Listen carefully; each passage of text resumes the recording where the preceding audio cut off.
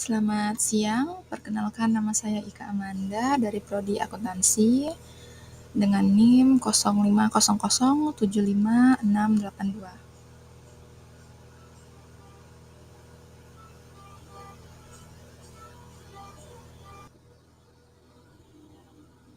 Setiap bangsa besar memiliki ideologi yang menjadi pegangan hidupnya. Bagi Indonesia, ideologi itu adalah Pancasila, dasar negara yang lahir dari semangat persatuan di tengah keberagaman. Bayangkan, di tengah perbedaan suku, agama, bahasa, dan budaya, ada satu nilai yang mampu menyatukan kita semua, Pancasila. Pancasila tidak lahir begitu saja. Ia lahir melalui proses panjang dan perjuangan berat. Dari masa penjajahan, sidang BPUPKI, hingga akhirnya ditetapkan sebagai dasar negara pada 18 Agustus 1945. Dalam perjalanan bangsa Indonesia, Pancasila pun mengalami pasang surut. Nah, di video ini kita akan membahas perkembangan Pancasila dari masa ke masa.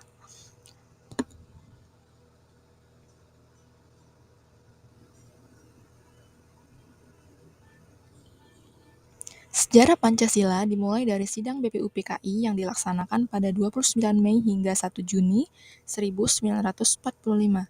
Dalam sidang ini, para tokoh diminta mengemukakan usulannya mengenai dasar negara Indonesia. Ada 3 tokoh yang mengemukakan pandangannya, yaitu Mr. Muhammad Yamin, Profesor Dr. Supomo, dan terakhir Insinyur Soekarno. Nah, pada 1 Juni 1945, Soekarno menyampaikan pidato bersejarah yang memperkenalkan istilah Pancasila, yang artinya 5 dasar negara, yang terdiri dari nasionalisme, internasionalisme, mufakat, kesejahteraan sosial, dan ketuhanan yang berkebudayaan.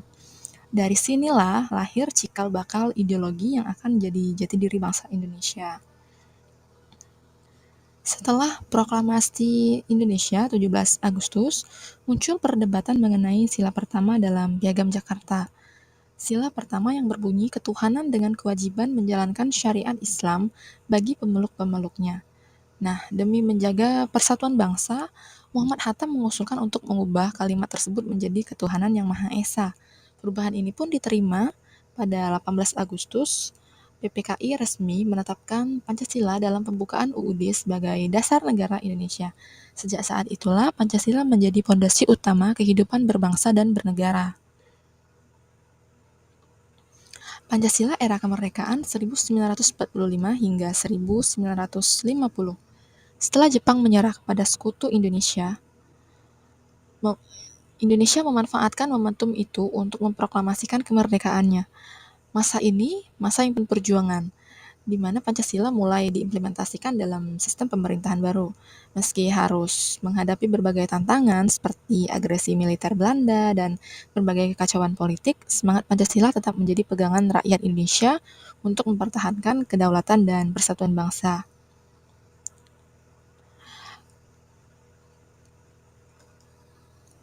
Pada masa Orde Lama, di bawah kepemimpinan Presiden Soekarno, perjalanan Pancasila pun mengalami berbagai dinamika.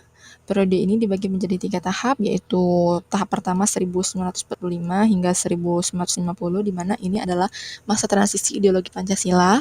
Tahap kedua yaitu 1950 hingga 1959, ini adalah ada demokrasi liberal dan kegagalan konstituante, dan terakhir tahun 1959 hingga 1966, di mana pada tahun ini Presiden Soekarno mengeluarkan Dekret Presiden 5 Juli 1959 untuk kembali ke Undang-Undang 1945. Pada masa Orde Lama ini, Pancasila sering dikaitkan dengan pandangan pribadi Soekarno dan dijadikan alat politik untuk memperkuat ideologi negara. Nah, di masa akhir Orde Lama ini terjadi pemberontakan G30 SPKI. Pemberontakan ini tuh bertujuan untuk menggantikan ideologi Pancasila dengan komunisme. Peristiwa ini menyebabkan gugurnya 7 pahlawan revolusi. Sejak peristiwa ini terjadi, setiap 1 Oktober kita peringati sebagai Hari Kesaktian Pancasila.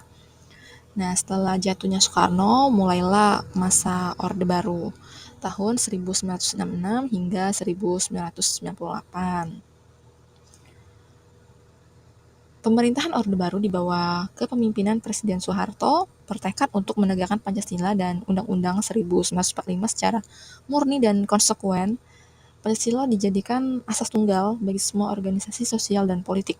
Namun, sayangnya praktiknya tidak seperti itu. Orde Baru berkembang menjadi pemerintahan yang otoriter dan sentralistik.